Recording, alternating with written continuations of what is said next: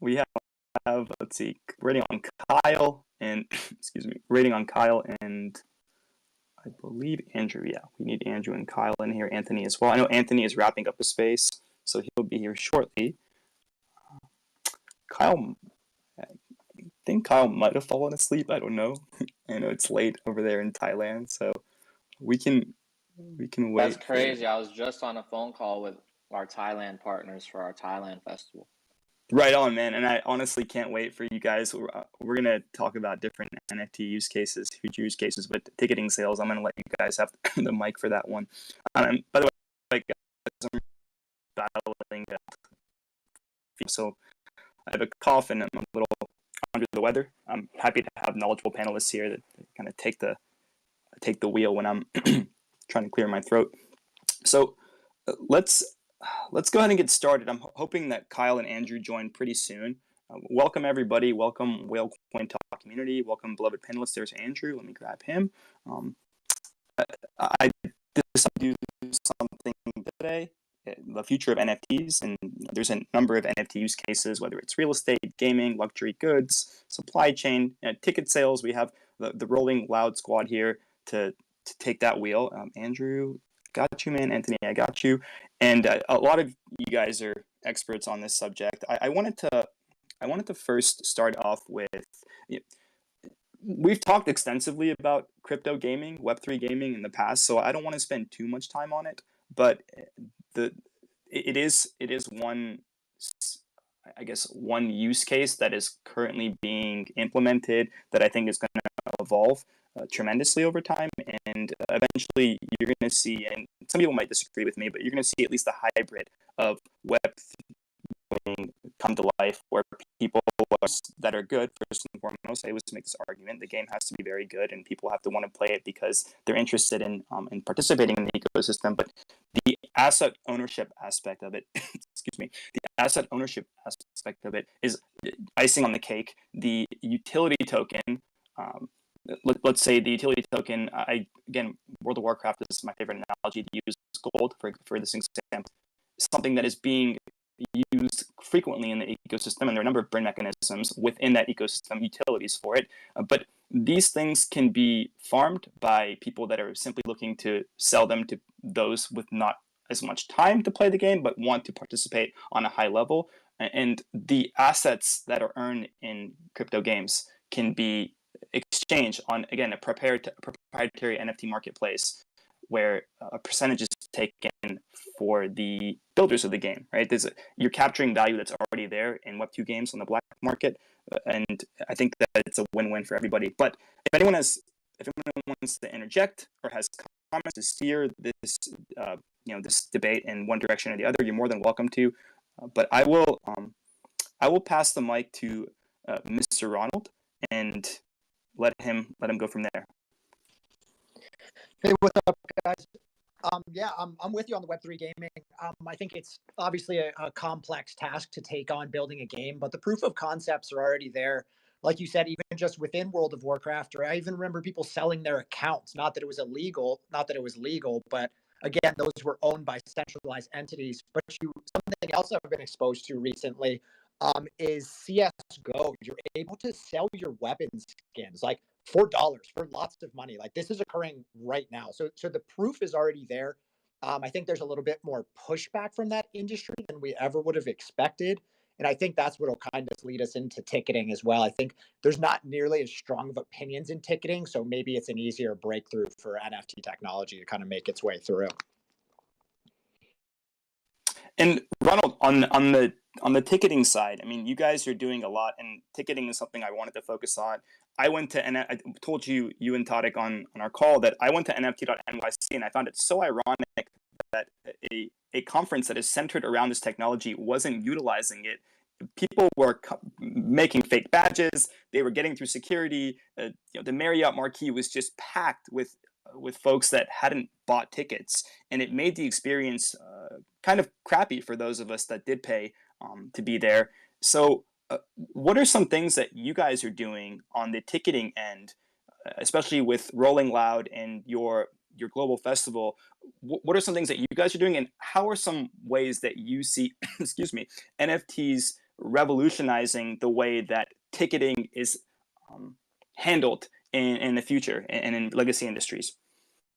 I'll take the first part and then let Tarek kind of talk about the revolutionizing and the issues with current ticketing and verification. But to speak to NFT NYC's issues, I think one of the main issues was the scale of the event and trying to implement a new technology at that scale right away. That's kind of why for us with Loudpunks, it creates a smaller environment and ecosystem to test out ticketing solutions and then scale that up. Whereas with NFT NYC, it was kind of all at once out of a fire hose. So maybe they weren't ready to take on that risk. I mean, at the end of the day, this is still a new technology. There's going to be hiccups. So with the ticket prices where they were at, maybe they were a little reluctant to roll out something that wasn't going to work. But that being said, the Web3 community would have been appreciative of something, even if it was janky and maybe had its issues. We'll see next year, maybe if they pick up on that. But I'll let Tarek kind of speak to where making sure your ticket is legit and kind of the issues we have in Web2 with that right now and even within our festival. I mean, scammers gonna scam. Scammers gonna scam anytime they can. So I think Token Proof is a cool company in the space that is basically verifying that people hold whatever NFT is required for entry to whatever the event is, and verifying that the person has it in their wallet, and then allowing them entry to the event. I think Token Proof is a good company, and there's other competitors doing similar things. You know, we're super excited to be testing this technology with our new project Loudpunks. And I think eventually, you know, you've even seen like Live Nation has dipped their foot in this, at least on a PR front. I don't see it in execution so much, but I think the really cool thing is like the ticket stub element. You know, people. I remember when I was younger, like my friends and I would like save our ticket stubs and like put up on our board in our room and, you know, that type of thing. But I think moving forward, like the collectible nature, like of the NFT ticket is like, oh, you'll it's a lot easier to keep that and remember it and be able to be offered perks for it. And I just think it's way cooler than a ticket. And also, I do believe that the authentication element is a lot stronger. There's room to grow there for sure, but the I think there's a lot more ways to stand up to fraud with NFT authentication over just, you know, people hacking or selling fake tickets on StubHub. Like that's one of the biggest things we face at Rolling Loud is, as far as like scammers, is people will buy tickets and or like we'll sell out from the show, right? And then people will sell fake tickets on StubHub, or like not even a fake ticket, but there's like no ticket at all, and they'll direct the person that bought the ticket from them on StubHub to come to our will call. And then our will call has got a long ass line of people that have been scammed out of a ticket. They show up like, hey, I bought a ticket on StubHub. Is my ticket here? Here, like, here's my name, whatever. And our staff is like, we don't fulfill StubHub tickets. You're shit out of luck. And then people are all upset and they're out a bunch of money. So I think this is a great solution for that too. Do you have stats on what percentage of StubHub ticket sales are fraudulent? I don't. I haven't like done that research. I just seen like the evidence of it like in real life at our shows. Like we always promote like, yo, don't trust StubHub. Like, and I hope they don't sue me for this, but I just think it's like a terrible solution. There's just no way to verify, especially with something like a festival ticket where we're mailing out wristbands. You know, it's like there's no way to make sure the person actually gives you the wristband. It's pretty sketchy. But no, sorry, I don't have the percentage. Cool, thanks. Yeah, don't mean to be problematic, but I'm just wondering, when it comes to ticketing, and I guess it really does depend on the nature of the event. Like if it's just kind of a basketball game or whatever, the QR code system seems to be working fine, and I've been researching, and there's vanishingly small evidence of fraud on StubHub for that kind of stuff. But if it's individuals looking to promote their own events, it starts to make more sense to have verifiable on-chain tickets, in my view. I think I read somewhere that it was around 12%, and I could be mistaken with that. But Tadek, if you don't mind, elaborate a bit more on how the utilization of NFTs is gonna it's gonna help not just retain your fan base, but also allow. I mean, you guys were doing a great job of breaking it down the other day, but it also allows people, if let's say they've had a great time going to your festivals for the course of a couple years, to then sell that NFT on the open marketplace legitimately to someone else that's interested. And if you guys have built up a reputation over several years, then the NFT that might cost, I don't know, $1,000 today would sell for $3,000 because the individual buying is saying, hey, these guys have consistently brought up S tier and A tier artists every year to their shows. Like, give us some more insight into what you guys are planning with that. Sure. So I'll back it up a little bit, and I will arrive at the answer to your question. But essentially, we've been looking as a company for a solution to reward and unite our really core fans that have been we see tweets, and we even see the people at the shows, because I'll walk around the show and they'll like come up to me and we'll take pictures and talk for a second or whatever. But you'll see people at the show, or you'll see these tweets like, oh, I'm going to my 10th Rolling Loud, or I'm going to my 3rd Rolling Loud this year. And that's something that we've been trying to figure out. Like, how do we reward these people, or how do we unite these people into a community?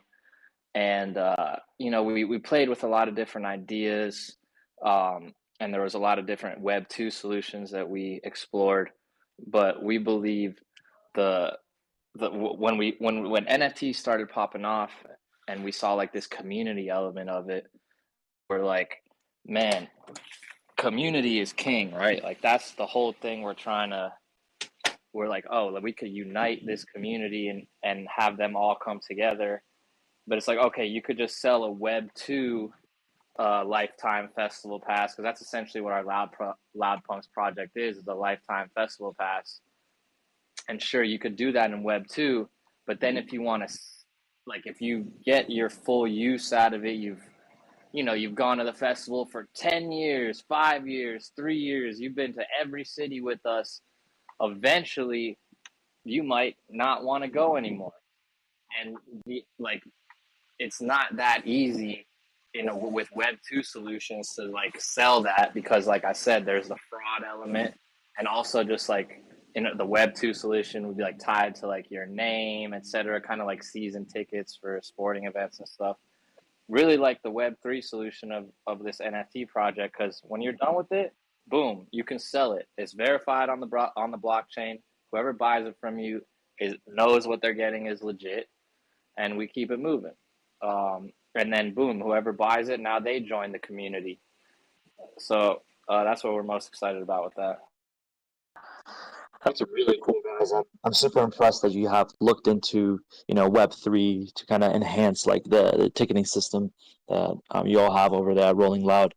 A question that I have: do you guys I know you guys have a team and you've done some planning. Any idea on when you plan on implementing an NFT solution to your ticketing system? Well, we're launching this project like now. Our mint date is forthcoming, so that we'll be implementing that as soon as that drops. Long term, for like all of our tickets, like Ronald said, this is the first step that we're testing it. We'll be refining it. Eventually, I would like to see all of our tickets become NFTs. I do think the wristband is cool. It's like a cool collectible, but having a digital counterpart to it, we really like that. Also, as a business owner, one thing that's really annoying about the resale market is you don't participate in it. So let's say we sell, and this is not just for our concert, but any concert. A lot of concerts, they sell out very quickly for top tier artists. It like sometimes it's in minutes. You know, you always see like different artists trend because their tickets sold out so fast and their biggest fans couldn't even get a ticket, and then those tickets resell for like 5x, 10x, like way higher than the face value. And the promoter or the artist, depending on the business structure of that particular event, the promoter or the artist don't share in any of that secondary market revenue. So the cool thing about NFTs is you can incorporate a royalty, and then yeah, if it keeps reselling and reselling and reselling and reselling, you're not getting the lion's share of it, but at least you're getting a portion of that resale market, which right now is fully untapped by the organizer or the promoter or the artist. Fantastic. Yeah, and it's definitely way more, that resale market is way more secure than your traditional StubHub, as you just mentioned, because it ultimately protects the individuals from fraudulent activity. I want to go Andrew, Ronald, and Peter. You guys, really quickly, Tarek literally hit on the head there. You know, obviously creators are going to have the ability to have royalties in perpetuity, which is fantastic. My quick take on this, I feel like this model is one that's going to flourish just predominantly because you're selling a experience, and who doesn't love purchasing an experience or being a part of something that's obviously great is what they're doing here. I think VCon really set this up for it to be long term. I feel like everyone that's going to kind of follow suit in the way that VCon and Gary V established the VCon tickets from last year, now this year, and every year moving forward. Obviously, as a proponent of not losing the ticket itself, which is obviously I'm a huge proponent of. There's been a few times within my early age of just being 25, I've lost XYZ tickets to a football game or obviously a hockey game, whatever it may be. I think having everything on the blockchain verified is obviously a huge thing. It's a complete game changer. Couldn't agree more. Ronald? Yeah, just to speak to Nima. So we'll be rolling out like a token gated solution for Rolling Loud LA, which is in March. I don't think that's necessarily the solution we're implementing now isn't something we could say achieve at Miami at like an 85,000 to 100,000 person scale. But these will be like our initial test. That's kind of where Loudpunks is for us. Like this is our testing ground where we can kind of push the boundaries and try new tech without having to expose 100,000 people to it. Yeah, so I'm going to go with Peter, and then I'm going to follow up with some comments, and we can. Yeah, go ahead. Thanks, Noah. Can you guys maybe explain something to me, just in terms of the doubts you might face going forward? Like, I don't understand necessarily the resale market. Like for me, when I go to a concert or an event, the memory of that event is what sustains me. Like I don't need to look at a ticket to remember it. And I think having that kind of collectible diminishes the primacy of the human brain in developing feelings and emotions. So if it is an idea that you want to kind of get that cred, like, oh, I was there or whatever, like, why should we give that to the people that have the money to pay for these things on resale? And if it's a question of, oh, you then get certain amounts of access or certain different benefits, why not remove the externalities and just allow people to directly purchase those benefits rather than some sort of collectible? So the resale, let me see how the best way to answer this is. I think what you're saying is like if somebody were to then sell their NFT for a one-time use NFT ticket for, let's just say VCon, or let's just say there's a Taylor Swift concert and she happens to ticket it with NFTs. I think what you're asking about is people then selling those NFTs afterwards and they have no more use, right? So then somebody that didn't go to the show could buy it. Is that what you're saying? I just want to make sure I'm understanding the question properly. Yeah, that's pretty much it. Either they have intrinsic value as a hallmark of the experience, in which case I think the human brain is sufficient and that kind of market is not going to enjoy much liquidity, or the NFT carries some external value where you can go back and get discount codes or whatever, in which case I think attaching it to a ticket might be just kind of a little bit of a frictionful process. Okay, so just to clarify, for our project is a lifetime festival ticket. So just to clarify that, so we like the resale because once you're done with it, you can sell it and then somebody else can enjoy it, and then there's a fixed supply of them. But I think I agree with what you're saying for like a one-time event. I know there's solutions you could write into the smart contract, maybe mixing it with the POAP. Once you actually go to the event, maybe the smart contract could lock it, and it's not transferable once the event takes place. And then, those wallets can then receive the perks that you mentioned after the event, getting airdropped stuff or getting early access to the next concert, stuff like that.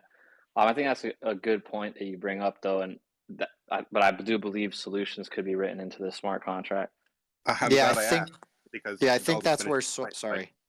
No, just to Sure. say, that makes a lot of sense. Memberships make a lot more sense to me as NFTs, and sort of lifetime events make a lot more sense than one-offs. So thanks for the clarification. But to speak to the one-offs, I mean, they're like soul-bound tokens, I think would address that, where it's like when that is issued, it is locked to that wallet, and that person starts to kind of develop a digital identity with that wallet, and it's non-transferable. So maybe you wouldn't have that person coming in and like sniping it and receiving benefits, even if they weren't true fans. Again, we're so early, but I think there's going to be developments that will address all of this. But I agree with the criticism. Yeah, Peter, I think I think you nailed it. The real value comes in the membership, right? Rolling Loud, or let's say Coachella, for example, are ecosystems or festival ecosystems with avid, like very avid fan base. Excuse me, guys, and they build a reputation over time. After about a few, I believe I talked about this. After about a few years, people are going to keep wanting to go, and if they don't want to go, they can find someone else to sell it to. I think that's where the power comes to it. But I was also looking at NFTs and the potential to disrupt ticketing and for airlines, for cruise lines, for like sports events. Is there any of these industries that you guys think I don't really see it disrupting? And if you do see it disrupting one of those industries, which ones do you think are going to see the first kind of shift towards utilizing NFT technology? The floor is open, by the way. Anthony. I'm happy you brought that up, to be honest. I was really looking at the airline concept not too long ago, and I thought there would be a huge disruption there. But really evaluating it, somebody mentioned sniping earlier with concerts, and I think that really applies to a lot of these types of purchases, because people will have variance in pricing as scheduling dictates, right? So there's the opportunity for people to manipulate that market. And I mean, we have manipulation in those markets anyway, but it really becomes accentuated as everything in this space is kind of a caricature. At least right now, when I look at Web3, everything becomes so exaggerated. So I'm really wondering, to be honest, if this is something that would be introduced to airlines, for example, where people, they would go ahead and purchase their flight tickets for a holiday, say at the end of the year. But knowing that you buy that in April significantly cheaper, you're going to have those individuals who hoard up on those and really abuse that market. So I have concerns there. Yeah, that's actually a great point that you raised. I mean, I could see it benefiting the loyalty and the rewards program. Like, let's say, for example, I'm on Southwest and I hit X amount of miles, and now I'm like a platinum member, and that membership can be represented by an NFT. And let's say I decide not to fly anymore, and I can go ahead and sell that to somebody who would take advantage of that. That could work in the short run, but in the actual like singular ticketing form, yeah, I could see somebody coming in and just taking over that market and like upping the prices, thereby catastrophically influencing it in a negative way. I never I'm thought fairly about sure that. there will be federal regulations against resale of airline tickets, but I'm looking into that right now. Yeah, I always thought it was weird that, like, if you don't have a refundable ticket and you buy your plane ticket and you don't have status, like, some airlines, if you have enough status, you can cancel your ticket and be refunded the money, like, into your, like, JetBlue calls it a travel bank. I have Mosaic status with JetBlue, so if I book a flight to LA and last minute, even like 10 minutes before the flight, decide I don't want to go, I'm able to cancel it, get a full refund into my travel bank. But if you don't have that type of status, I always found it interesting that, like, you can't sell your plane ticket. I just always thought that was weird. Ronald and then Andrew. Yeah, kind of what Anthony said, like we're a caricature of like traditional markets.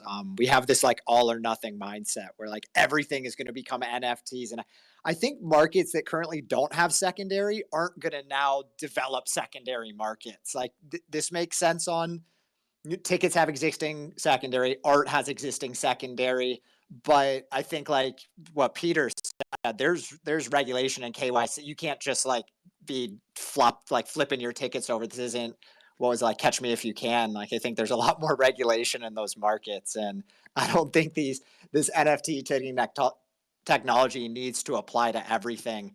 And I think if you do see airlines come in, it'll be more on like a private blockchain in a very controlled environment for those reasons.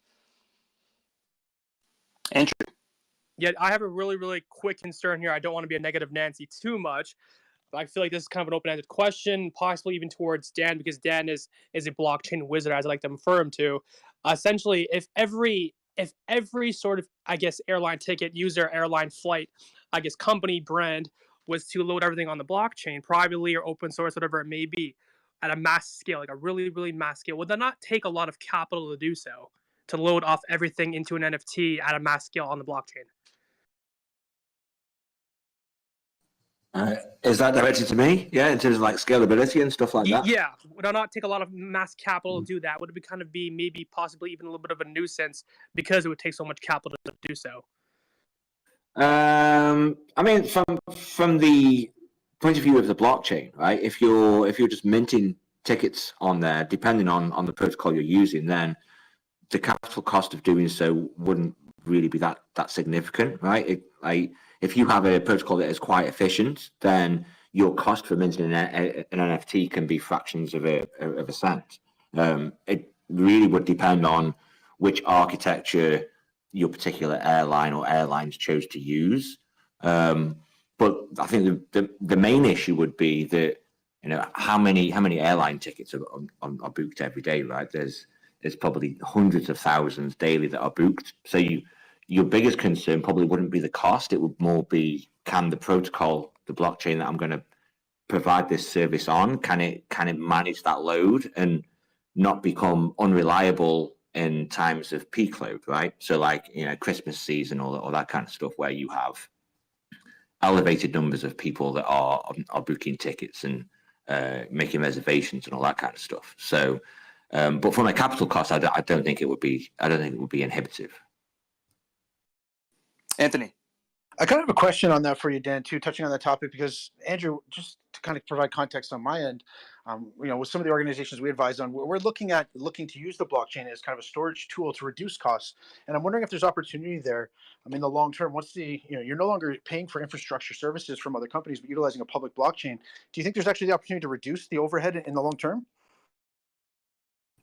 Yeah, for sure. I think as the technology and the acceptance of this technology matures, as it scales in terms of, you have corporate entities wanting to store things publicly or maybe semi-publicly on the blockchain, I think that the cost to do so will reduce for each interaction, right? Because if you've got corporate entities coming in to perform activities on a blockchain or decentralized ledgers or whatever you want to call them, then that larger market is a huge incentive to your validators, your miners, et cetera, right?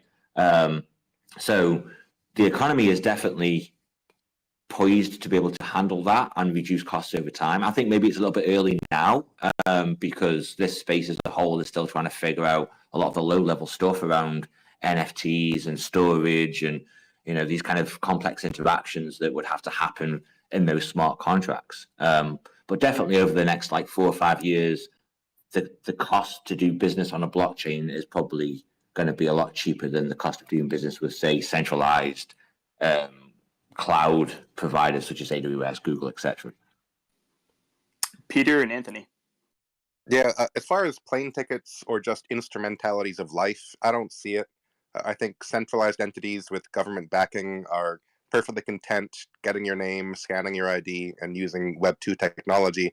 And to say nothing of the consumers who are pretty much content also. They're not going to want to worry about self-custody and wallets. So I don't see NFTs as like plane tickets or anything like that until there's like massive mass adoption, if that ever happens over like 3 to 5 decades. I think there's, as far as ticketing goes, when you start to introduce idiosyncratic value like tickets to a convention or music festivals where people are actually fans about, you know, the particular experience and therefore have a deeper incentivized to see them as collectibles, then you add that idiosyncratic value where self-custody may be appealing. But for the time being, like when it comes to going from point A to point B, I don't see a sufficient level of problem that needs to be solved from certainly the airline's perspective and probably the consumer's perspective as well. Yeah, there's also a lot of infrastructure that needs to happen for that to be viable from a regulatory point of view, right? You want to have digital IDs, you want to have kind of KYC services that have been adopted and are acceptable to, you know, government policy and all that kind of stuff. So, you know, it's not just is the protocol cheap enough so that it saves costs for the airline? You've got to have like your user base, as you mentioned, and they've got to be comfortable with this kind of interaction of, you know, airline tickets or cruise tickets or whatever they're using. But then on the legal side, you need all the infrastructure so that, you know, KYC, AML, all this kind of stuff is also available. So I think, yeah, I agree that it's a long time, but I think eventually there'll come a convergence point where all of that is available, and then it's ultimately down to the airlines whether they choose to do it or not. Yep, I pretty much agree. I just think by that time we'll all be rich if we're still around, and mass adoption will have overcome everybody. So we'll be so swimming in Ethereum that we won't care how our tickets look. No, we'll have private jets, right? We won't need airlines. Exactly. The ownership of which will be on my NFT. I love the optimism. Ronald, go for it, man. Yeah, I completely agree with Peter. I mean, no one's really complaining about airline tickets in the fashion they are now. And then kind of what Dan said, once it represents a lower cost and all that back end is built, maybe they'll move over to blockchain, like leveraging blockchain technology solution. But I don't think it'll ever be a forward facing, like, again, no one based I'm not complaining about. Maybe my airline experience, but not how my ticket's being given to me. I get it's also, I think, gets to a deeper thing where blockchain technology, I think the real like going to be through loyalty programs. That's kind of where you see Starbucks entering with the Odyssey program. And I think you'll start to see loyalty built in through merch programs, and where Tarek said with your ticket stuff, loyalty to buying the next ticket. I think that's where this technology is really going to shine, not necessarily how we see it in its current existence of buying cheap, flipping, or whatever we're doing now. Andrew. Yeah, to piggyback off, you know, Ronald here really quickly, I think the next iteration with NFTs, like he said, within Starbucks and Odyssey, it's not going to be called NFTs. It's going to be reward program, membership programs, you know, whatever they may call it, the way that, you know, Starbucks framed theirs. I also think how Reddit kind of created their own marketplace with their own NFTs. I feel like every other platform, Twitter, Instagram, let's say Spotify, Apple, is going to create their own iteration of inevitably it's coming. I think within maybe the next 12, 18 months being at the very most. And I feel like that's going to be a huge onboarding point when every brand, you know, social media platform, whatever it may be, does that. Reddit, contribute to Reddit. Dan and then Nima. Yeah, I just want to touch on that's definitely going to come. If you maybe 5 years or so,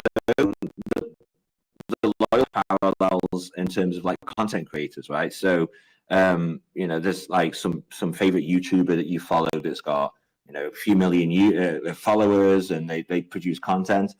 I think eventually the whole loyalty stuff will some way kind of manifest into, okay, I can own this clip of this video that my favorite YouTuber has put out there. You know, maybe it's a funny section that you found amusing, or it's an informative piece of the video, or maybe like in songs as well, right? I can own this 5-second clip, and by owning that 5-second clip, I kind of get the rights to that content. So, but the artist, the YouTuber, whatever, also kind of has like royalty resale rights if I sell it. But in addition to that, I also get some perks, right? Like kind of like a Twitter super follow, I guess, right? Where I get maybe some closer interaction with those artists and stuff. So like I think that loyalty is a tiny first step and that will evolve into, you know, not just like corporate brands, but also individual brands like, you know, large YouTubers and like musicians, artists, etc. And you can own pieces of their content and all that kind of stuff. I hope that makes sense to you guys. Yeah, so get to Nima in a sec, but Dan, the way I'm understanding it is it's a way for a member, or rather a follower of a major influencer, to not just promote that influencer's content, but also be rewarded in some way, shape, or form through royalties by doing so. Am I correct in understanding?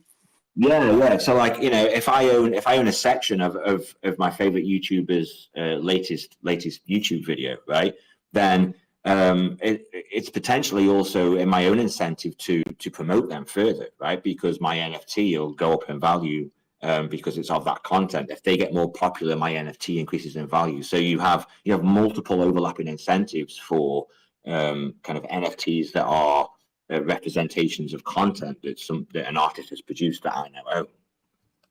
Nima, go for it. So I definitely agree with the sentiments around loyalties and rewards. We do have a few clients, such as brands and travel agencies, who are exploring that route.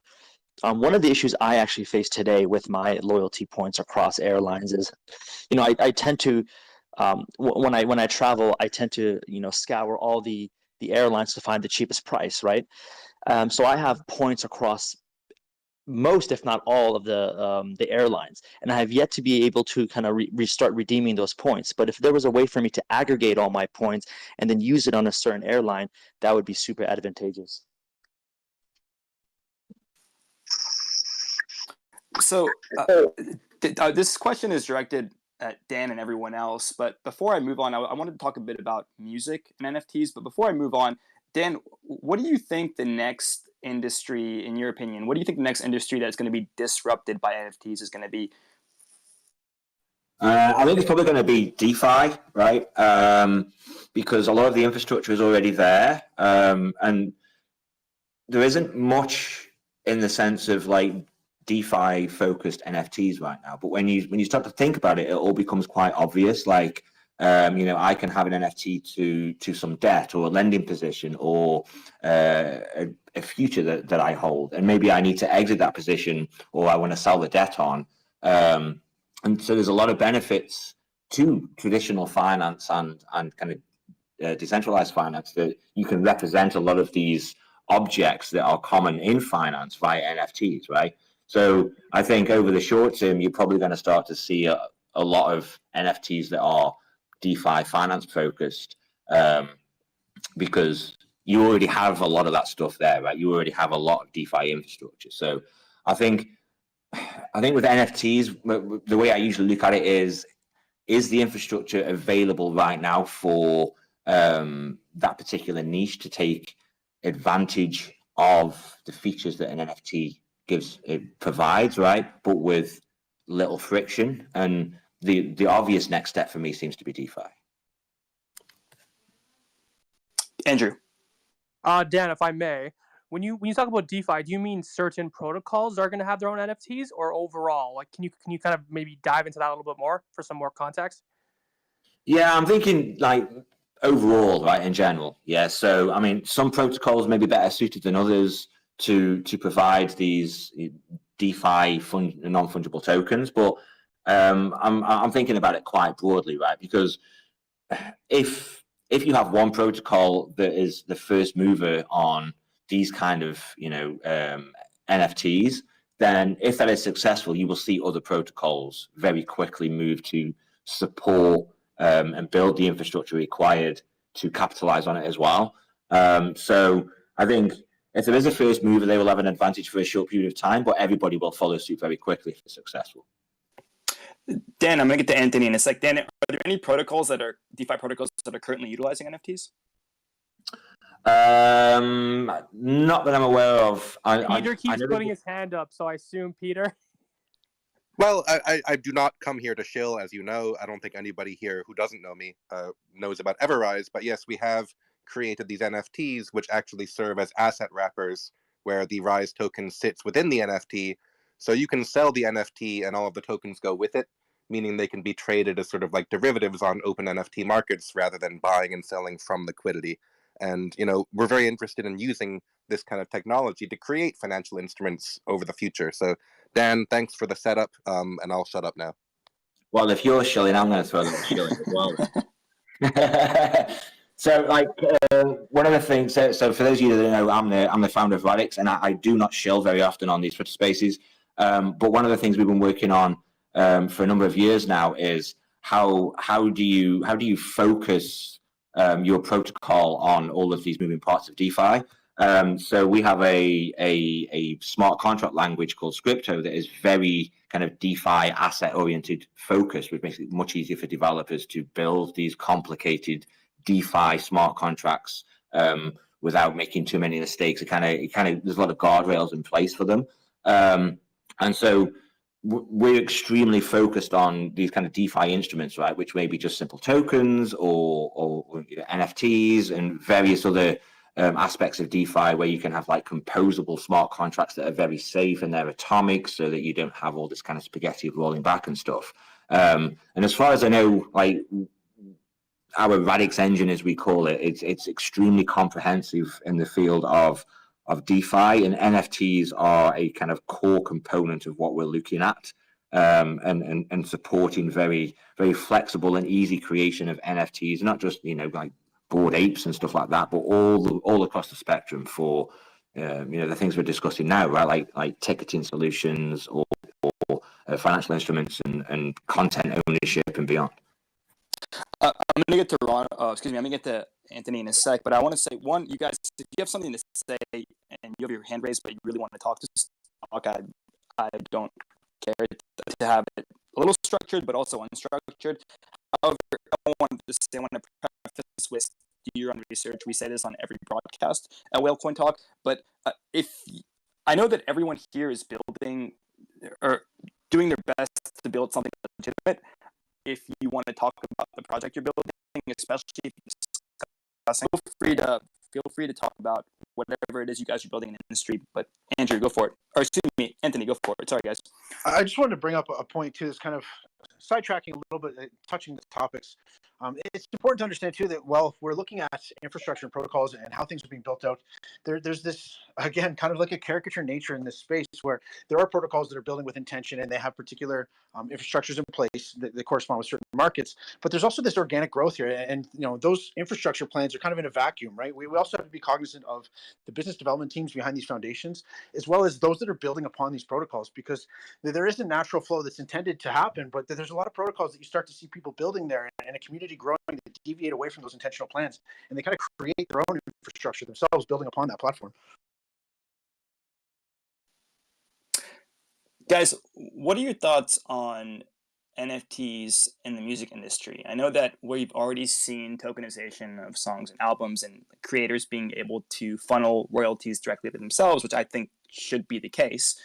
And we could certainly go into some real world examples, but do you think there are any downsides to artists, not just music artists, but artists in general, utilizing NFTs and more or less cutting out the middlemen? As of right now, Noah, I'll say this pretty briefly, then I'll throw down the mic. Right now, yes, because not many people are focused on the quote-unquote NFT, and there has to be a better branding scheme for it. I don't think calling the music NFTs as we are right now is currently the way to go. I mean, we've seen the effect that Reddit had with digital collectibles and how that went boom. And Ronald said earlier, and how the Starbucks Odyssey program, membership program went boom. I feel like we were to call it something else, relating or revolving around music. I feel like that's the way to go.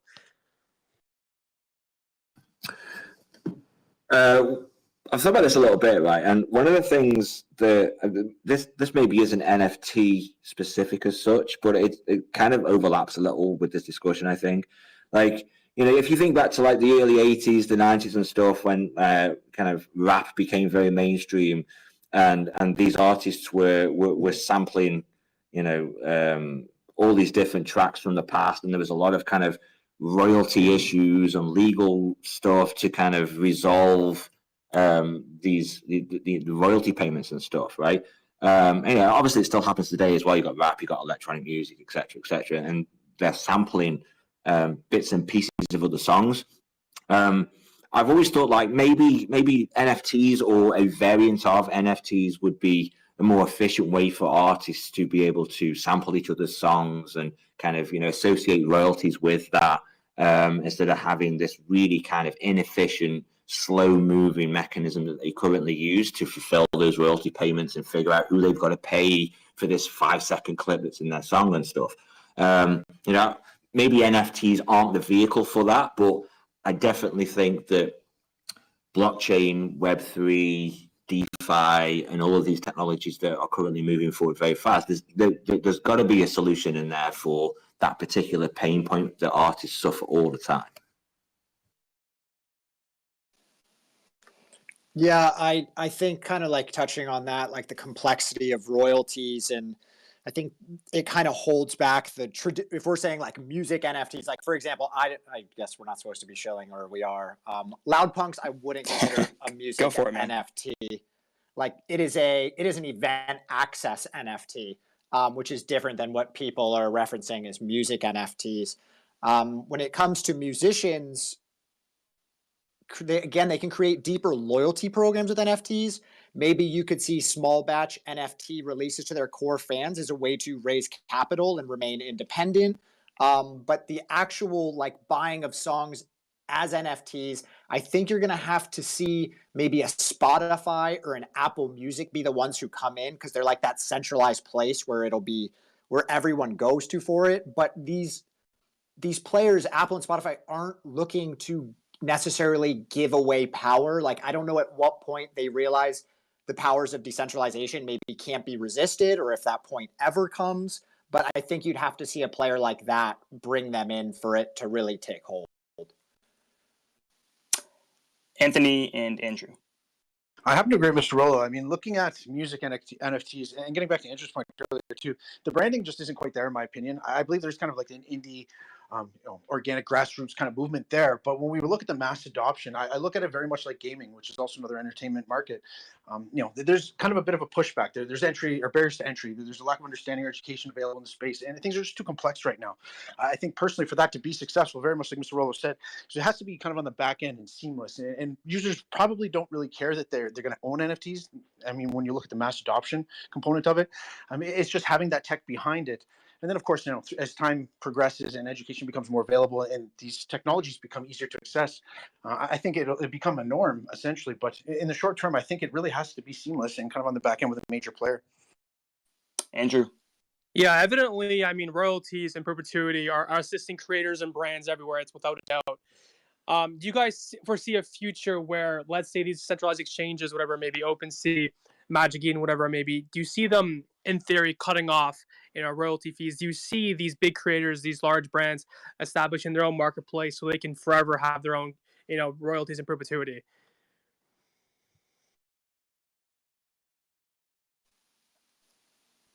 So you're like, will OpenSea delve into music NFTs as like the centralized entity that mints them?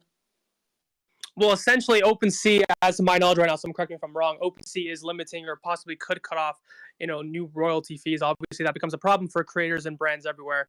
So do you see, these brands taking their own, IP, their own brand on, and kind of essentially creating their own platform to not put it on OpenSea or Magic Eden that are eliminating creator fees when it comes to music or anything else within the space?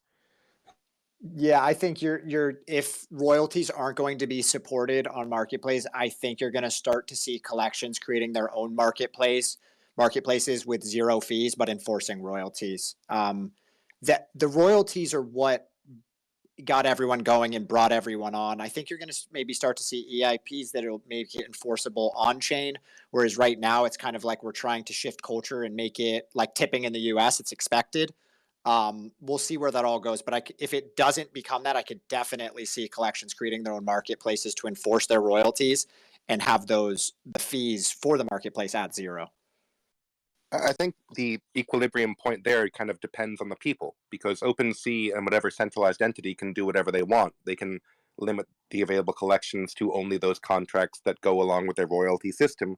So it then becomes incumbent upon the people to vote with their own dollars. I have a dim view of people's true affiliation for art. I think people value convenience and fast food more than they value creativity.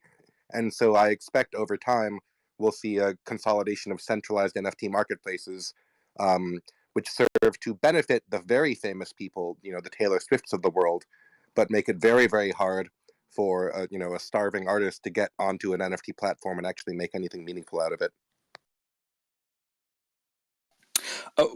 On this subject, what are some things that you guys, obviously with OpenSea we've seen as of late, but what are some things that you guys find wrong with NFT marketplaces currently, and what do you think some solutions are to make them more fair?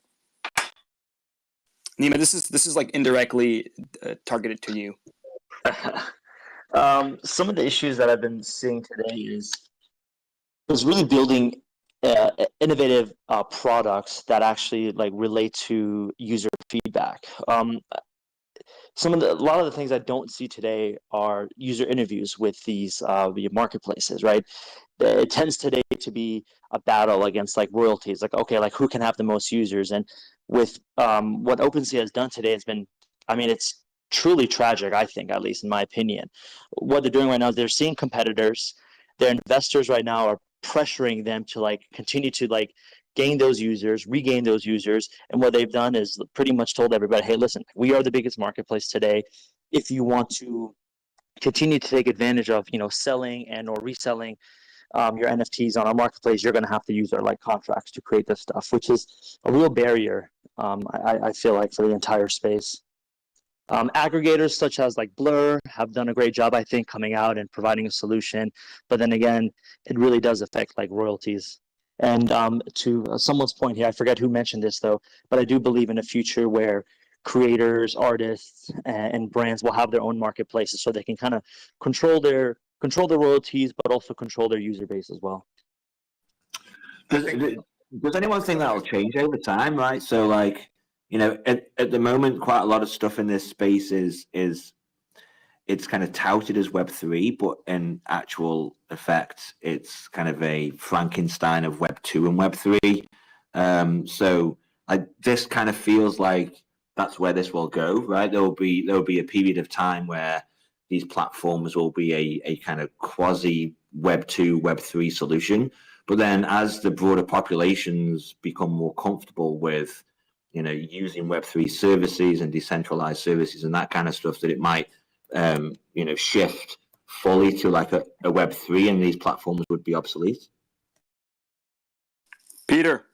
Yeah, I hope so, Dan. I think that's kind of my point as well, which is the question was kind of what are centralized NFT marketplaces doing wrong to hurt the space? And I think they're forced to promote the liquidity of what should be an illiquid asset. Like NFTs, their main innovation is that they cannot be duplicated and they represent something unique. When it comes to art, concert experiences, the title to your house, all this stuff is stuff that is meant to be held for a long time. But centralized institutions make money off of volume and activity, so they promote these kind of massive floor prices and things going up and down. And so the NFT community as currently constituted is a bunch of like trading degens who shout about how much all of their lives are going to be changed in 6 months. The way to get mass adoption is to ignore those voices and to say, like, look, the real innovation here is that this belongs to you. You buy an NFT not to resell it, but because you like it, you want it, you need it, you want to own it.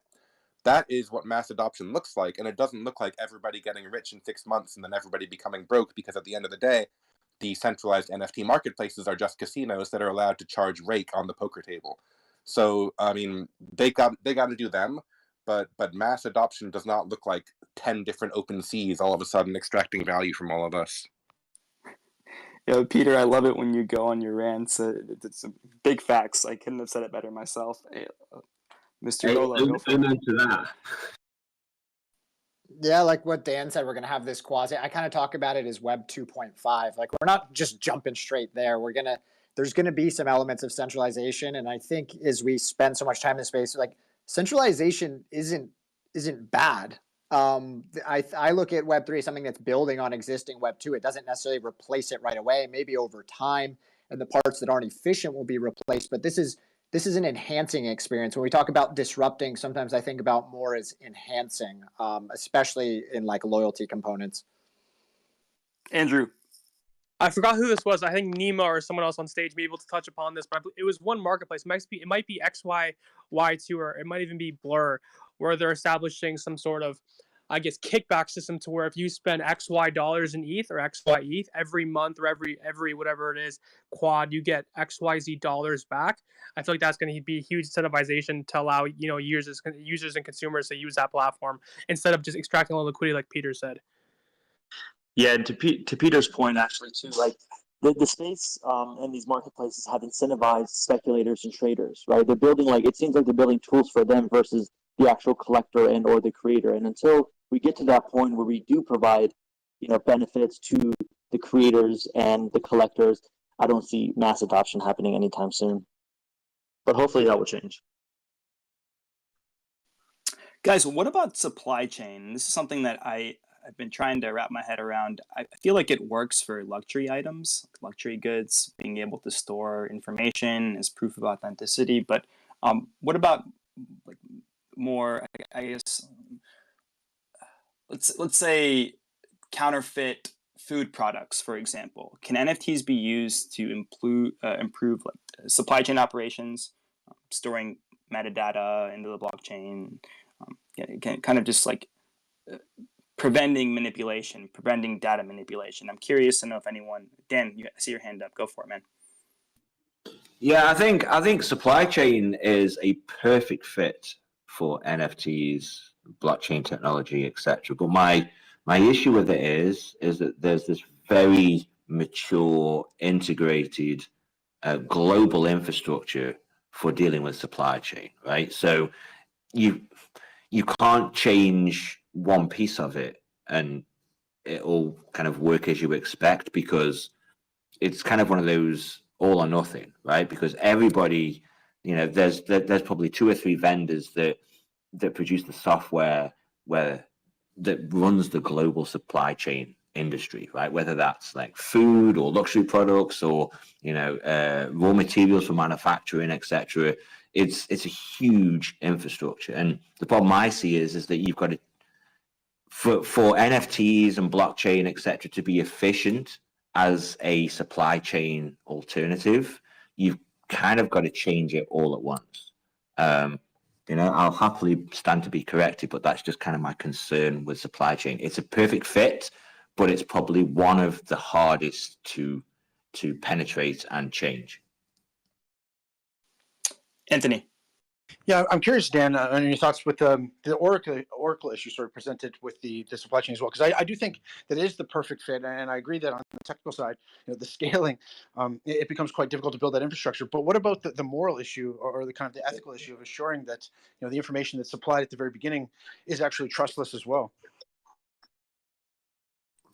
Yeah, I mean, you can.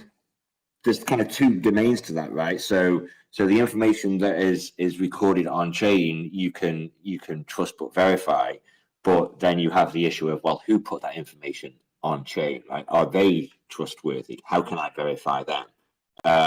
And oracles are extremely difficult to build, and to have that level of security and trustworthiness that you need so that you can. So you can trust them to be trustless, right? Which is a bit oxymoronic. But even in recently, we see issues with oracles all the time, on kind of just within the crypto space, let alone a global infrastructure of supply chain. So I think it's an extremely complex issue. There's definitely technical challenges in terms of the oracles. Can I trust the oracle? Is the oracle being honest about the information they're putting on there? Who is monitoring the oracle to ensure that the information is actually correct? What happens if there's a mistake, right? An honest one, because this is supply chain. There's a lot of logistics. People make errors because we're human, right? People are moving these things from one container to another. That goes on the wrong ship. What happens then? So while from a kind of pure perspective, it's perfect, from a actual practical perspective, there's a lot of challenges with supply chain. Yeah, very much so. To piggyback off that, I worked at a previous company called BitGo, and in 2017, 2018, when the crypto boom started happening, we had a bunch of people from the supply chain management industry come to us and wanted to build or rebuild their supply chain on the blockchain. And after a few trials, none of them actually ended up going with a solution, whether centralized or decentralized, because of three main reasons. It didn't really reduce cost, it didn't make it more efficient at the time, and it didn't bring in any revenue. So for them, it was like, okay, if it doesn't solve any of these problems, like, why are we actually moving forward with this? So I do see a future where we can have various components of Web3 assist with supply chain management, but today it's just not as efficient as it should be. Yeah, right now, the supply chain is one of those, if it ain't broke, don't fix it, I think. Correct, yeah. Dan, you alluded to multiple industries having to make the shift at once. Why, or rather, even multiple companies in the same industry, let's say, having to make the shift at once. Why do you make that statement? Why can't, let's say, for example, I don't know, Chevrolet or Honda start to implement this sort of technology? And yeah, pass you the mic there. Yeah, I mean, like, I think at a smaller scale, right? So if like Chevrolet, let's take Chevrolet, right? So they're a big corporate and they have a bunch of suppliers, and Chevrolet have a unique position there where they can almost dictate to their smaller suppliers, hey, we want to use this system for our supply chain. You guys have got to use it too, right? But at some point in that supply chain, there's going to be another large corporate like the shipping company, right? And maybe the shipping company doesn't want to spend the time, money, and effort to integrate the supply chain software, technology, policies, etc., that Chevrolet wants to use. So if Chevrolet wasn't reliant in any part of their supply chain on any other big corporate entities, then they could probably do it, because the smaller companies have a contract with Chevrolet. It's probably Chevrolet is probably their biggest client, if not one of their biggest clients. So of course they're going to want to keep Chevrolet happy. But when you involve all the large corporates, then they're going to have their own policies and their own things that they want to do, and they're just not going to want to do it. Sorry, I can't close the door now. Okay, it has to be open here this time. Okay, if you want a room, you can go upstairs, whatever, but I can't. Okay. Yeah. Right on. So. I got interrupted and told to move, so I'm going to move. No worries. Give him a shout out on our behalf, guys. The last part of this, and I guess the last thing that we kind of, I mean, supply chain covers fashion kind of, and it covers luxury goods kind of. I mean, if anyone has anything to add with respect to either of those, I know that Tiffany had their NFT launch, and Gucci has done some digital sales. I know that Dolce & Gabbana is also dabbling their feet in NFTs as well. But if anyone has anything to add with respect to those two industries, let me know. I wanted to talk about metaverse at the end, right? Metaverse is. Go ahead. I can definitely speak to kind of merch or luxury or whatever it may be. I think you're going to start to see, in a way, the rise of like physically backed tokens. So through like RFID tags or whatever, definitely leather goods. I know there's issues with metal and watches, but I think watches are ripe for it too. So you'd have that physically backed token. So that token would be minted from their wallet. So like, let's just say Louis Vuitton.eth, whatever it may be. So that would verify the authenticity of that asset, because you wouldn't be able to then create another fake RFID tag. And if it's incorporated into the bag or leather good in such a way that you damage it, removing it, again, there's always going to be people who are crafty and figure things out, but I think it would eliminate a lot of the fraud on secondary markets. And then you see IYK.app, two guys, Chris and Ryan, really talented, doing it with merch.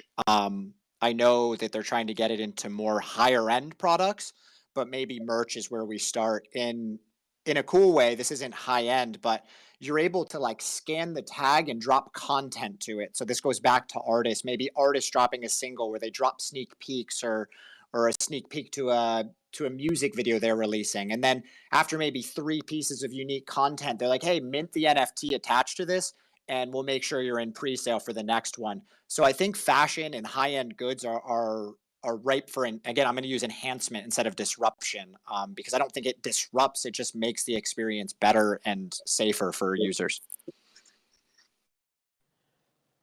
Ronald, is is the product itself listed on OpenSea, or is it more so just digitized on their own platform?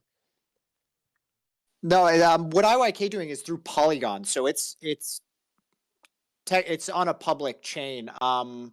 I've never gone and looked for it because the way the mechanic works is when you scan it, it pulls it to your wallet. So if someone, I don't even know if you're able to sell it, because then you could just scan it and pull it back to your wallet. So it doesn't even 1,000% sure that the user who has the token has the item, but you can have some assurance that they're, I'm not giving my Birkin bag to someone and being like, here, you have the token and I'll just keep the physical. But maybe that does happen. But there's ways for loyalty to occur, and at least verification that the asset is real. Like if you had it with you, you would be able to verify. I think there's interesting things to be done with centralizing the location of the assets, a trusted centralized location for storage. They would issue a token that could be traded around on secondary, and then they would burn the token when they want the physical item issued back to them. But that would, in the short term, be kind of a 2.5 solution, because you'd be wanting a trusted storage solution in the middle, verifying the asset is being held there. Yeah, if you guys look at what Artifact and Nike have done, they've done a beautiful job just tying in the entire Web3/NFT experience to the brand and the apparel. I mean, they just continue to keep their users and their communities engaged. One of the mistakes a lot of these NFT-based projects have is, they drop an NFT and they just wait. They make promises, and they don't deliver. What these guys have done is continue to provide an experience. And that's what needs to happen with like a lot of these projects. You need to continue to provide experiences, engage with your audience in a different way, just like traditional companies. I mean, if you look at the hip fashion brands today, you got like Nike and Adidas. They're constantly, dropping new apparel. They're constantly doing they're constantly engaging with their audience in different ways. They're constantly doing like discounts, promotions. Like they're always out there doing stuff, collaborations, etc. So just like traditional businesses, a lot of these Web3 companies need to kind of adopt those best practices in order to survive. Yeah, the attention economy doesn't go away with Web3. Guys, metaverse. I want to get the panel's opinions on this. Metaverse obviously went through a huge bull run of its own last year, especially with Facebook rebranding to Meta. But it's so early, and everyone seems to be trying to launch their own metaverse. I'm personally failing to see the at least the short-term use cases or value in having digital real estate. I mean, I guess I could play devil's advocate on this, but I'm curious to know, and Andrea, I see your hand up. I'm curious to know where you guys see the metaverse in a year from now versus 5 to 10 years from now. Let's go with Andrew, and then I'll pass it to Dan. I'm going to go on a limb here and say that the metaverse has been around since our phone's been around, essentially since 2012, because we've been living in this false world on our screen for the past 10, 15 years, whatever it may be. And I think that's initially where it started. I see right now there's nothing that's too attractive in my opinion. I mean, yeah, you have Decentraland and Sandbox and whatever else you have currently. But to me, I don't know if they're actually onboarding users in the sense that people are actively playing that game. I think we've also had the metaverse in forms of, I think, Call of Duty, GTA, even possibly some other forms of games like Fortnite that have existed and done crazy numbers off the blockchain, not necessarily on-chain. But in terms of the on-chain metrics and Decentraland and Sandbox, I don't think the consumer retention is actually there, just for the fact that it's on the blockchain. And most people are not incentivized to play video games because they're on the blockchain. I have many normal friends who don't exist in blockchain, do not tamper with the industry at all, and they literally say, who cares that something's on the blockchain? There's better games, better iterations like Fortnite, the ones that I mentioned, that exist off it. So until that time catches up, until when these games catch up, that's possibly when we're gonna maybe move the needle forward, in my personal opinion. And I'm glad we're finishing out with this. Excuse me, with this subject, because it ties back into what we started with this Web3 gaming. Andrew, I couldn't agree more. Right, we've already been immersed in different metaverses, whether it's, again, World of Warcraft or Fortnite or whatever video game it is you play, whatever silos it is that you participate online. But I'm specifically referring to Web3 metaverses, utilizing Web3 technology, blockchain technology. And I'm curious to know, Dan, I see your hand up, where you guys see that being outside of Web3 gaming. Where do you guys see that disrupting or kind of shifting paradigms that we currently interface with today? Dan, go for it. Yeah, I don't think I find it really hard to imagine the metaverse as a kind of disruptive long-term thing, right? Whether it's on-chain, off-chain, Web3, whatever. And this has been tried many times over the years, right? Like VR has been around since forever, and it always kind of, it's one of those things where it's cool, but I don't really care about it too much. And like, does anybody remember Second Life, right? That was like this whole metaverse back in the early 2000s, and you had an economy and you had avatars and you could buy land there. Sure, it was centralized, but the concept was similar, right?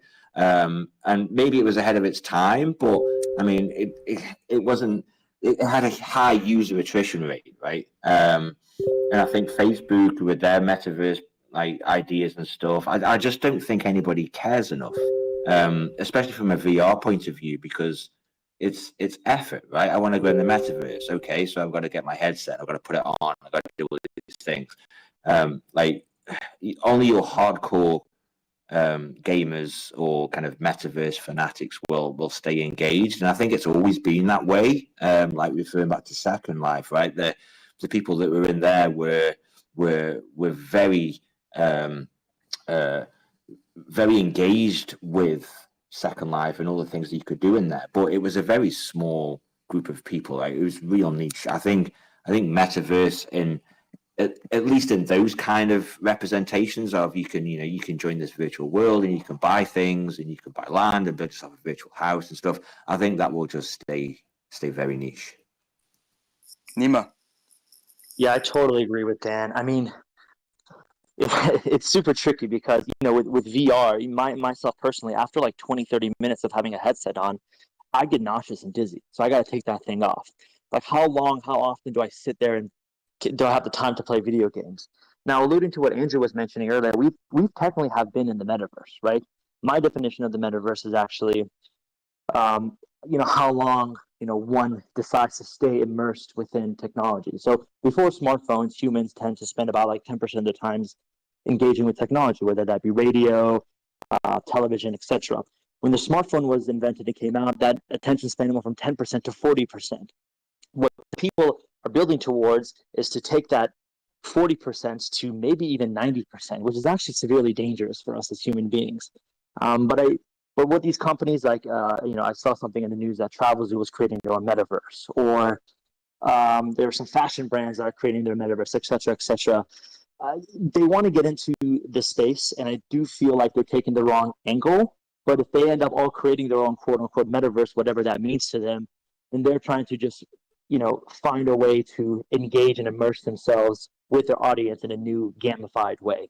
So we could, because we don't know what the future holds, every company having their own like little like video game studio. That could be the case. I don't think that's going to happen, but it's very interesting to watch this thing unfold. Andrew. Yeah, last thing from me, then I'll shut up and you guys continue the conversation.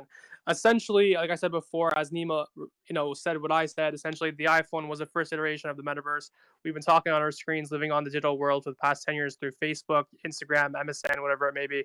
I think the next concept of the metaverse is going to be an actual product that hasn't been actually built yet, and the software that currently already has a solution to this. So the Oculus is the very first iteration of this. I don't see that because it's too, in my opinion, it's too big. I think it's too much of a kind of a, it's kind of a problem to where there could be possible health risks, and I don't see it's almost kind of a nuisance in my opinion. One, because of the price, and two and three is that it's not as easy as using our quote unquote phone, which is the first iteration.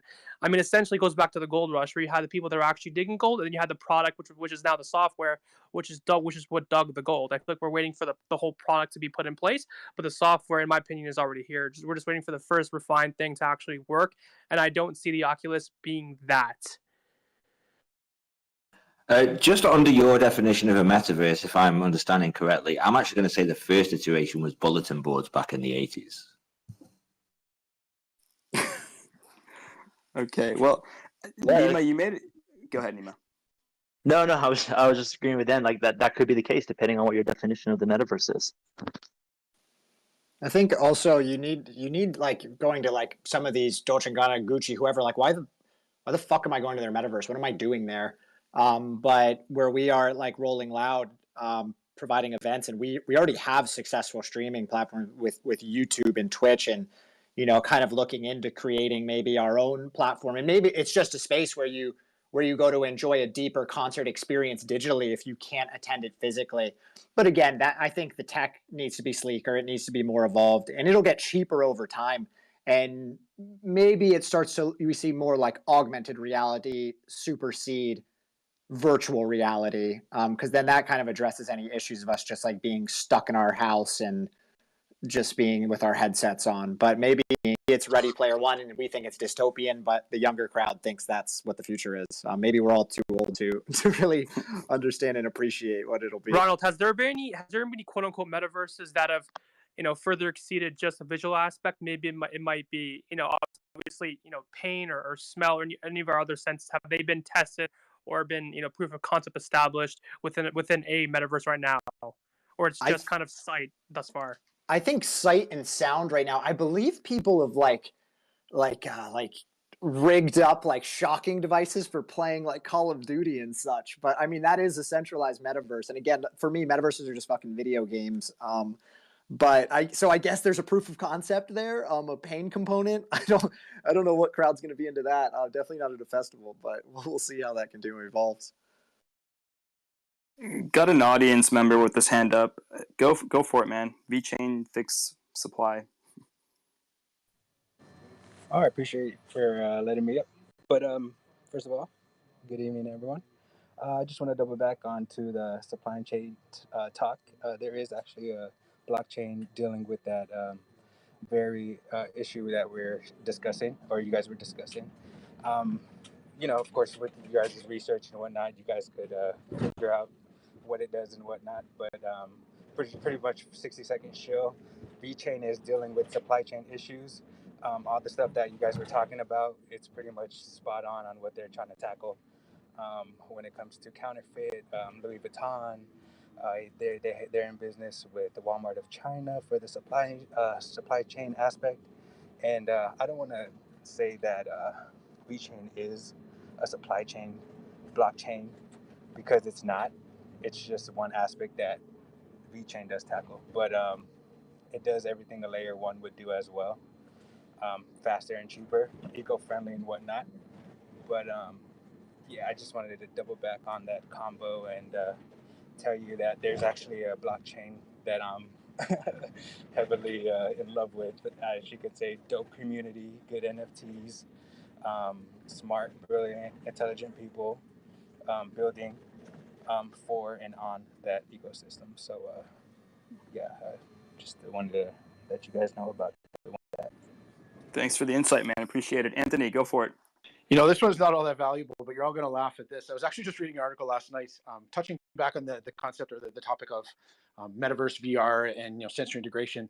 And if this article is legitimate, the founder of Oculus, when he was fired from Facebook, has actually built out a headset that when a user dies in the game, the user dies in real life. Quite comical, but there's some of that technical integration, I suppose. Yeah, that's pretty nutty. I'm wonder if we're gonna eventually live in a world like Westworld, where you just plug in, you have haptic feedback, and all the other good stuff that makes the virtual world indistinguishable from reality. A rabbit hole in itself. Guys, I want to thank everyone for being here today. I've been getting just destroyed by this head cold this week. I have a pretty high fever. I appreciate the panel kind of grabbing the torch and helping me lead this conversation. You guys have some great insights. NFTs are something that I'm trying to learn more about, right? Outside of just PFPs and Bored Apes, CryptoPunks, and even the crypto gaming projects we saw last year. I'm very curious about what industries are going to disrupt and where we're going to see a paradigm shift. We didn't talk too much about soulbound tokens, and we didn't talk too much about how NFTs might have medical information embedded into them. So I guess Dan, I see you as well. I don't know what happened. You guys got kicked off the panel. If you guys have any closing thoughts on either of those, either soulbound tokens and ways that they would help individuals get into certain circles or get loans or engage certain communities, certainly feel free to share those. And obviously, with respect to medical information, your data being used by third-party companies, and you potentially receiving royalties for them. Andrew, go ahead. No, have we discussed PFPs at all today, or no? Let's switch the conversation over. Yeah, we haven't discussed PFPs just because I think that we all have a general idea of what they are and the quote unquote value they provide. I mean, I think some PFPs are great, especially a PFP that gives you access to a certain community with real world utilities. I always use an example of, let's say, a celebrity or someone that everyone wants to talk to. I'm gonna go with Oprah Winfrey for this example. But let's say Oprah, she's got a huge fan base, and most moms, at least from my experience, love Oprah. They would love to have a 30-minute conversation with her every month. Oprah could launch an NFT line, and I believe those NFTs would get minted up within seconds. People that want to have access to her and access to her resources, and just have a one-on-one with her every month. So I'm curious to know, Andrew, like you said, we haven't discussed or PFPs, but what are some ways that you currently see PFPs or NFTs like Bored Apes being utilized? Yeah, I mean, I love BAYC and what Yuga's done within the past 12 months. I think they're definitely an anomaly within what's transpired. I also think, they haven't provided so much. I might get some slack for this, but it's okay. They haven't, in my opinion, haven't really provided so much value, in the sense that they've made their users money, which is absolutely insane. But I think the real world stuff, which is kind of maybe just once a year for them, isn't going to make me invest $100,000s or $50,000s, whatever it may be, right now. But I mean, that's teach their own, I guess. The way I was going with the PFP earlier when I asked you the question was that there's been conversations within the NFT space regarding if PFPs are going to be here forever. In my personal opinion, they will be. There may be different iterations of it, but I feel like PFPs are always going to be here as long as we have our social media, in the sense that the very basis of humans is human self-expression, the need for someone to express themselves, and that's always going to be a thing. Whether we're tweeting, posting videos, establishing a different PFP, whatever it may be, texting a friend, screaming outside, whatever it may be, that expression and that need for it is always going to be there. And I feel like PFPs is what it is because of the basic need for a human. Anthony. I agree entirely with that. I wanted to sidetrack a little bit too, because you alluded, Noah, just at the end of your last statement, to big data and monetizing personal information, which I think is absolutely brilliant and something that is going to be rapidly growing in this space, in my humble opinion. Something I've been conducting a lot of research on is big data. And I mean, something as simple as just following somebody's wallet, you can get a lot of insight as a marketer or as a sales agent in understanding the trends and behaviors of individuals on the blockchain, particularly NFT trading. So you can see all these buying habits. You can start building analytics, and you can do so with the comfort of knowing that individual most likely feels anonymous, so they're conducting themselves honestly. They're showing their true colors in their behaviors. And in addition to that, privacy laws are a big concern. So there's a huge opportunity to build big data, which is what the corporations love, but take it away from the hands of the big corporations and really decentralize it. And then, of course, individuals can monetize it by selling it off to other corporations. So, there's so much opportunity there, and it's really blowing my mind. Something I'm really trying to learn a lot about. Yeah, Anthony, I do see some sort of adoption with respect to what we're describing becoming a reality sometime in the near future. I don't see why it shouldn't already be the case, but again, as Dan said, a lot of these things take time. Guys, I'm gonna wrap things up here. Again, I want to thank everyone for being here. Tadic, Dan, Peter, Andrew, Nima, Ronald, Anthony. Thank you guys so much for joining. We're going to be doing another episode of the Aquarium next week. I'm going to think of a topic, and I'll shoot everyone out a message. And if you guys want to be part of the panel, you're always welcome. Thank you, everyone, Whale Coin Talk community, for joining today. My name is Noah. I'm signing out with the Aquarium. Take care, everyone. Thanks for having us. Thanks, guys. Thanks, Thank everybody. you. Appreciate it.